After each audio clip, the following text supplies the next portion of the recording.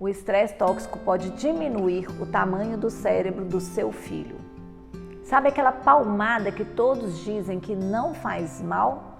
As pesquisas recentes da neurociência comprovam que palmadas, gritos, frases agressivas podem desencadear o chamado estresse tóxico e reduzir o tamanho do cérebro das crianças e adolescentes.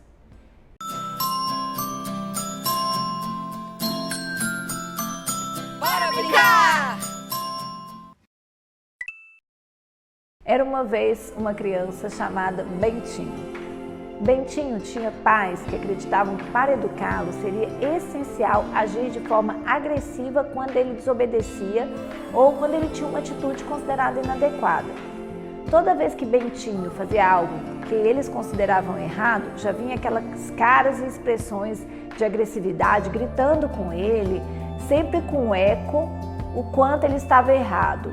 Eco porque pai e mãe falavam a mesma coisa, da mesma forma, ao mesmo tempo. Tipo assim, não faz isso, para Bentinho, você sempre faz as coisas erradas. E aí o pai a mesma coisa, é mesmo, você fala as coisas erradas, não faz isso Bentinho, sua mãe já falou. Então todas as vezes, para eles não passarem pela situação de que esse menino é mal criado, eles entendiam que tinham que criar com uma certa agressividade e isso eles consideravam uma firmeza que não era, na verdade, uma firmeza adequada. Na grande maioria das vezes, o Bentinho, pela sua imaturidade, nem entendia por que a atitude dele era tão errada assim. E por isso ele se sentia um pouco confuso e triste, como se ele não correspondesse à expectativa de ser um bom filho para o seu papai e para sua mamãe. Isso fazia ele ficar muito frustrado. Em alguns momentos, de forma reativa, ele ficava contra o que seus pais lhe pediam, se opondo de propósito, meio confuso em relação aos seus sentimentos. Certo dia, os pais do Bentinho viram um anúncio de uma matéria sobre como educar os filhos evitando o estresse tóxico. Estresse tóxico? O que seria isso? Engraçado, não é? Estresse é algo comum em adultos. Mas será que também crianças poderiam passar por estresse? E principalmente estresse tóxico, o que seria isso? Os pais ficaram interessados e foram assistir um programa no YouTube sobre o tema e fazer algumas pesquisas. Nesse programa, eles aprenderam com a neurociência que quando a criança vivencia momentos de eventos adversos muito elevados ou diários, o seu corpinho libera algumas substâncias chamadas hormônios do estresse, como adrenalina e cortisol. Esses seriam as mesmas substâncias produzidas em um corpo de qualquer animal em perigo para que ele possa enfrentar e fugir de uma situação e se livrar de uma adversidade. Como, por exemplo, quando lá o homem das cavernas se deparava com um grande urso e ele precisava agir imediatamente para sobreviver. Até aí, então poderia ser algo bom. Continuando a assistir o vídeo, os pais ficaram mais interessados ainda. Descobriram que quando as situações de muito estresse eram frequentes, havia tanta liberação desses hormônios cortisol e adrenalina que eles poderiam acabar intoxicando o cérebro da criança. O coração passaria a bater mais rápido, aumentando a pressão arterial, sobrecarregando vários sistemas, inclusive o sistema cardiovascular. Também viram que poderia levar a efeitos inclusive no seu cérebro. Nossa, até no cérebro. Sim, diminuição das chamadas redes neurais, das conexões entre aquelas células do cérebro que nós chamamos de neurônios, aquelas conexões chamadas sinapses e entre as diferentes áreas cerebrais. Como a criança nessa idade tinha que formar sinapses e formar redes neurais, perder sinapses e perder redes neurais poderia ser algo muito grave, meu Deus.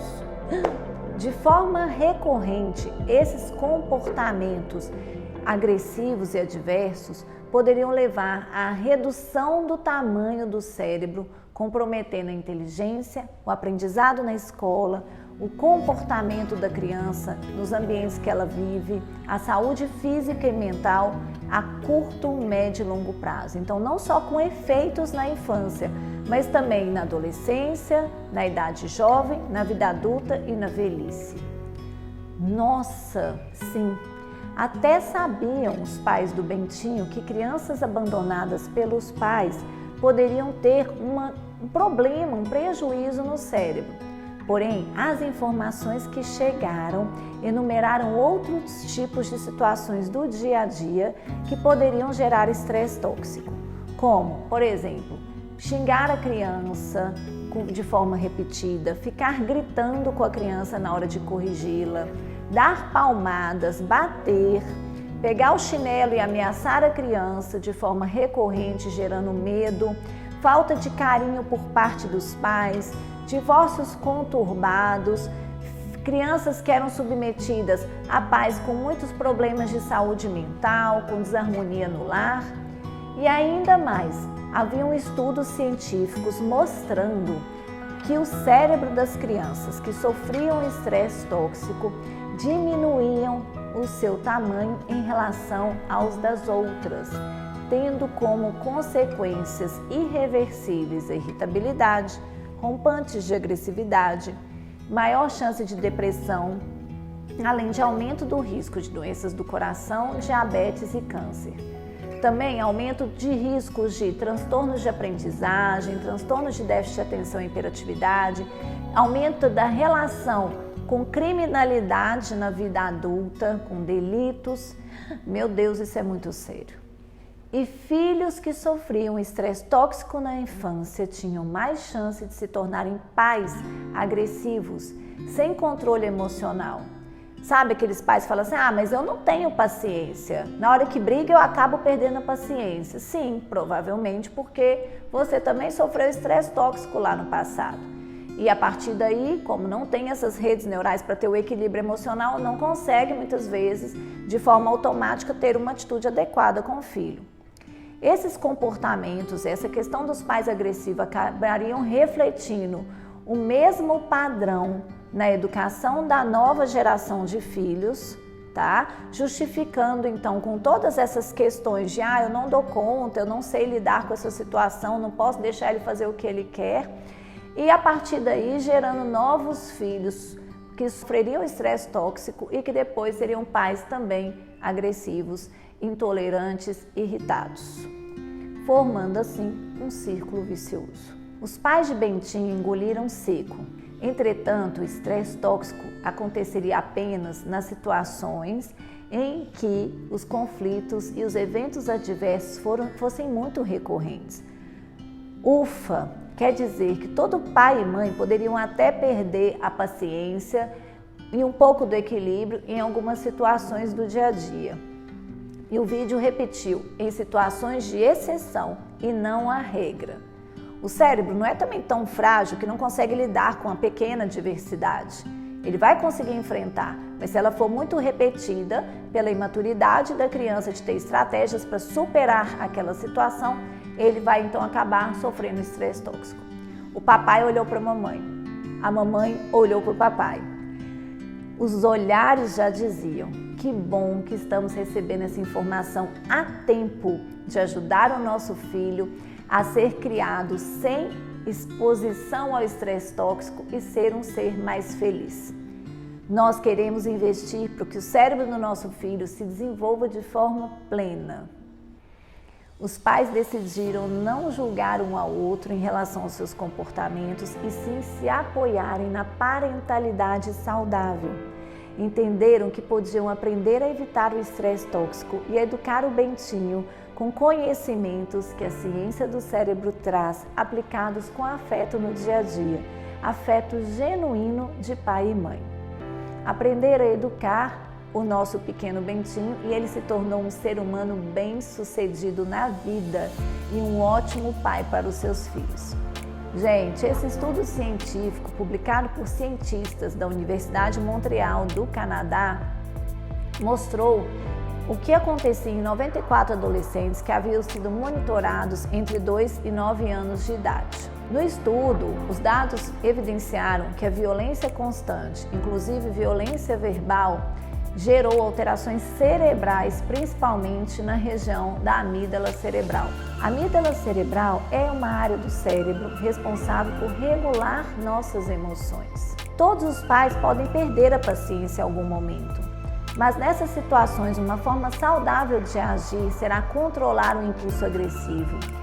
Respirar fundo, tomar uma água, compreender o que está por trás do comportamento do filho, de acordo com a idade mental dele, para ajudá-lo a educar aquele pequenininho, aquela pequenininha de forma melhor. Papais e mamães, ajude a criança a entender o seu comportamento e não fique insistindo para que ele pare de chorar quando ele estiver muito nervoso ou triste, pois ele ainda não sabe identificar os seus próprios sentimentos e vai precisar da sua ajuda para realmente identificá-los. Escute com o coração aberto, tentando entender o ponto de vista do seu filho, de acordo com como ele enxerga o mundo e a vida naquela idade e com aquela maturidade cerebral. Não rotule, não fique repetindo que a criança é desobediente, que ela é teimosa, pois quanto mais você repete, mais você vai ativando uma conexão no cérebro, como se você estivesse carimbando no cérebro do seu filho que realmente ele é desobediente, ele é teimoso e ele vai passar a acreditar nisso. Isso vai criar uma rede neural. É importante a gente entender de falar uma vez, olhando nos olhos, com firmeza e de forma tranquila, ajudando a criança a obedecer. Meu filho, está na hora de tomar banho, vamos agora? Esse é o modelo ideal que chamamos de autoridade com afeto. Não é permissividade, não é negligência, não é autoritarismo. É autoridade com afeto, equilíbrio. Saiba reconhecer quando a criança consegue controlar seus comportamentos inadequados e ajude a perceber que todo ser humano possui a necessidade de controlar seus pensamentos e impulsos, sejam eles ruins ou bons. Dê exemplos de responder com inteligência quando vivenciar diferentes situações, para que seus filhos sigam o mesmo modelo em situações que ele precisarem lidar com as adversidades e com a raiva. Gente, neurociência traduzida em práticas aplicadas com afeto. Esse é o segredo de sucesso. Incrível esse tema, não é? Se você se interessou, esse tema é algo importantíssimo para todos os pais, para todas as famílias, para todas as escolas. Nós realmente precisamos de mudar a realidade, pois os estudos mostram que grande parte das crianças hoje, mais de 200 milhões de crianças no mundo, perdem o potencial cerebral que elas nascem, porque também essas crianças são expostas ao estresse tóxico. Então, eu sei que você está aqui assistindo porque você é um bom pai ou mamãe, porque você ama a criança, que você está preocupado com essa criança e com o futuro do nosso planeta. Vamos divulgar, vamos ajudar. De vez em quando eu também sou mãe, a gente perde um pouco a paciência, mas vamos nos tornando também seres humanos melhores e ajudando os nossos filhos a desenvolverem seus talentos de vida e serem seres humanos bem-sucedidos na vida. As nossas crianças e adolescentes agradecem. Até o próximo.